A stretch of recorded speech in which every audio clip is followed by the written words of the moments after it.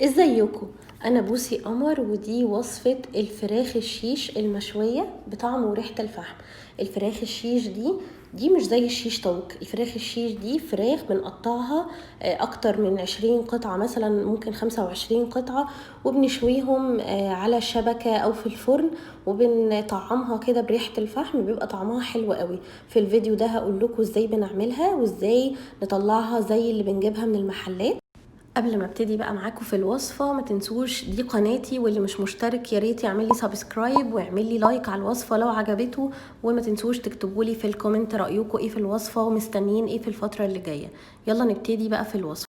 انا اول حاجه هبتدي بيها هوريكم ازاي الاول انا بغسل الفراخ، وده عموما في اي نوع فراخ انا بجيبها، والطريقه دي تنفع في تنظيف كل انواع الطيور كمان.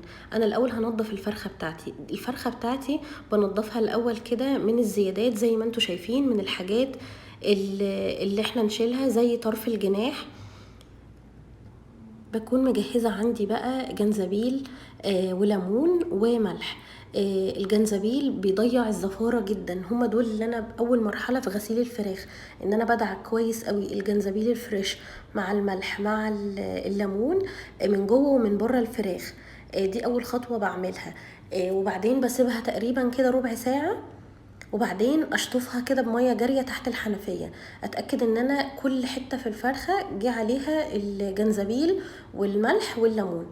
دي اول خطوه في تنظيف الفراخ. بعد ما بسيبها ربع ساعة اشطفها بقى بمية جارية كده، بتكون الفرخة عندي جاهزة للمرحلة التانية. المرحلة التانية بقى وهي مرحلة النقع. المرحلة دي بقى بتخلصني من كل الزفارة والدم اللي في الفراخ. انا عندي المية حطيت فيها معلقة من السكر ومعلقة من الملح ومعلقة من الخل، بس دول اللي بحطهم في المية. بدوب الملح والسكر كويس قوي في المية، وبعدين بنزل الفرخة بتاعتي فيهم. يفضل ان هم يتسابوا على الاقل 8 ساعات، او زي ما بنقول ليلة كاملة. هتلاقوا فعلا لون المية اتغير. شايفين لون المية عامل ازاي؟ هوريكم لما نطلعها بقى من التلاجة بيكون عاملة ازاي. بدخلها التلاجة وبطلعها بعد 8 ساعات. بصوا المية بقت عاملة ازاي. الخطوة دي كده خلصتني من كل الدم والزفارة اللي في الفراخ، وبكده الفراخ بتاعتي بتكون نظيفة جدا، وابتدي بقى اقدر اعمل بيها اي نوع انا عاوزاه. انا بقى هنا هعمل الفراخ الشيش. هوريكم بقى هنقطع الفراخ ازاي. انا هقسم الفرخة الاول كده. هنبتدي بالورك. هفصل كده الوركين بتوع الفراخ، وابتدي بقى اقطع الدبوس كده، هقطعه واعمل فيه فتحة زي ما انتوا شايفين كده.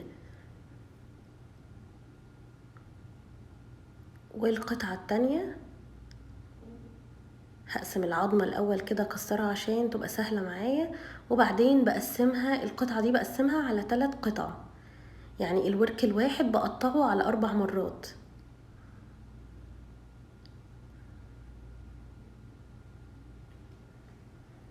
بكسر العظمة بالسكينة كده عشان تسهل معايا التقطيع.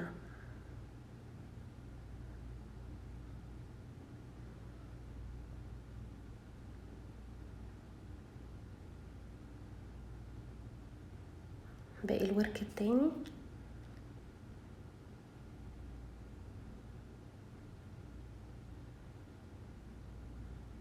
كده خلاص. هبتدي بقى اقطع الصدور.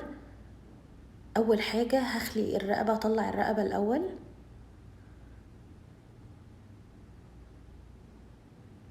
هقسم الرقبة على 2، وابتدي بقى اقطع الصدر نفسه.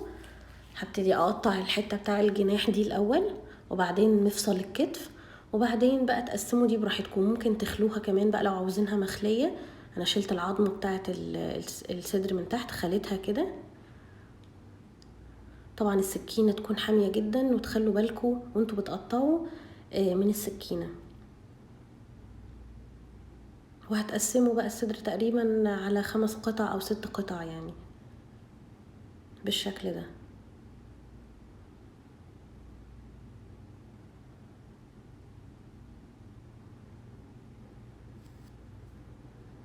الصدر التاني نفس الحكاية، نقطع الجناح ونقطع مفصل الكتف، وبعدين نقسمه على 4 أو 5 قطع.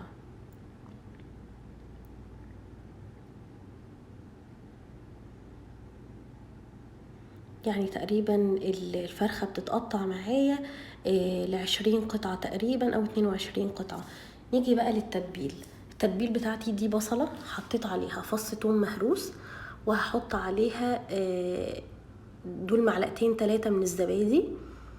وبعدين هجيب طماطم يفضل مقشرة، انا عندي طماطم بستعملها نوع كده بيبقى متقشر. انا حطيت 3 طماطمات صغيرين، وممكن بقى واحدة كبيرة، هما دول حجمهم صغير فانا حطيت 3. وهحط خل معلقة، والتوابل بقى اللي عندي دي معلقة صغيرة من الملح وقصادها معلقة صغيرة من السكر، ودي بابريكا وزعتر، وده فلفل اسود وكاري، نص معلقة من كل حاجة. وبعدين هضرب التتبيلة بتاعتي دي، هضربها في الخلاط، وابتدي بقى اغلف بيها الفراخ كويس واسيبها. انا بسيبهم ساعتين، اللي يحب يسيبها اكتر من كده تمام، بس ساعتين بتتبل كويس قوي، بتاخد الطعم معايا حلو قوي. هدخلها التلاجة، وبعد بقى ما اطلعها من التلاجة هوريكم بقى مرحلة الشوي دي بنعمل فيها ايه. انا عندي الصينية دي حطيت فيها كوباية من المية وليمونة قطعتها شرايح كده، وحطيت رشة من الزعتر المجفف، وممكن لو عندكم روزماري تحطوه. وحطيت الشبكة، انا هنا عندي الشبكة واسعة شوية، فالقطع الفراخ الصغيرة دي ممكن تقع مني، فهدخلهم في الشيش كده واثبتهم. القطع الكبيرة هحطها عادي، والقطع الصغيرة هحطها في عود من الشيش كده عشان ما تقعش. طيب اللي عنده الشبكة يقدر يستعمل الشبكة، ويحط تحتها برضو صينية ويحط فيها المية والليمون. اللي مش عنده شبكة او عنده زي دي يحط زي ما انا عملت كده، القطع الصغيرة حطيتها في عود شيش كده عشان ما تقعش. واللي ما عندوش بقى اصلا شبكة خالص، خلاص حطوا بقى الفراخ على الارضية بتاعت الصينية على طول، من غير بقى المية والليمون. بس تغطوها الاول عشان ما تنشفش، غطوها الاول اول ساعة الا ربع، وبعدين اخر ربع ساعة شيلوا من عليها الفويل. تمام. انا هنا برص الفرخة بتاعتي كلها،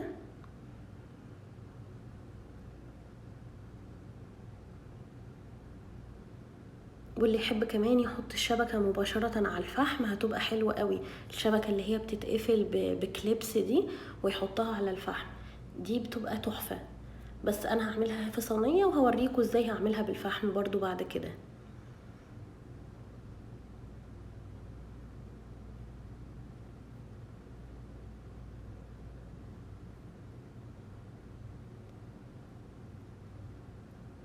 كده كمية الفراخ بتاعتي كلها خلاص اتحطت، والفرن بقى مسخناه على درجة حرارة 200، وابتدي ادخل الصينية بتاعتي في الفرن. هتاخد معايا ساعة، اول ساعة الا ربع بكون مش فاتحة الشواية، والربع ساعة الاخيرة بفتح الشواية لو انا حسيت ان اللون محتاج يزيد شوية. بصوا طلعت معايا بالمنظر ده، بصوا استوت وبقت حلوة جدا. هبتدي بقى الخطوة التانية اللي هي ازاي اديها ريحة الفحم. انا عندي طبق اهو، طبق التقديم اللي هقدم فيه. هطلع الفراخ بتاعتي ارصها كويس حوالين الطبق، واسيب مكان كده في النص. المكان اللي في النص ده المفروض احط ورقة فويل كده على شكل طبق عشان احط فيها الفحمة. انا ما كانش عندي فويل فحطيت ورقة زبدة، طبقتها كده عملتها زي الطبق. هو طبعا يفضل فويل لان ورق الزبدة ممكن يسيح من الفحمة. وهنرص الفراخ بتاعتي حوالين داير كده لحد ما اخلص برضو كمية الفراخ كلها. اكون بقى مجهزة فحمة مولعاها على النار، واجيبها احطها في نص الطبق.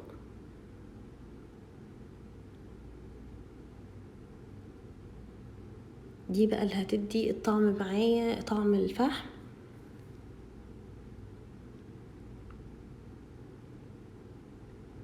بصوا ما شاء الله طلع قطع كتير، ما شاء الله ازاي.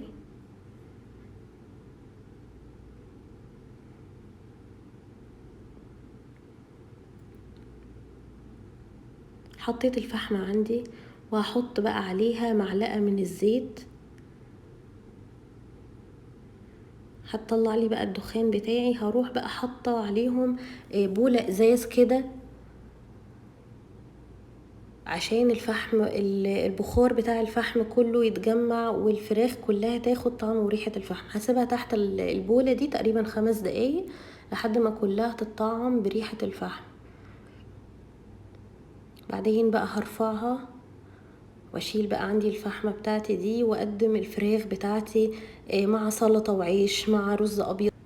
انا عملت جنبها كمان سلطة بدنجان لايت كده اللي هو بابا غنوج بس من غير ما اضيف طحينة، وقدمتها مع رز ابيض وخضار سوتيه. كانت خفيفة وظريفة جدا. اتمنى ان الوصفة تعجبكم واتمنى تجربوها وتقولولي رأيكم فيها. وهفكركم تاني اللي مش مشترك في قناتي ينزل بسرعة يعملي سبسكرايب، ما تنسوش تعملولي لايك وتكتبولي رأيكم. تشجيعكم بجد هيخلينا استمر. تحياتي، بوسي قمر.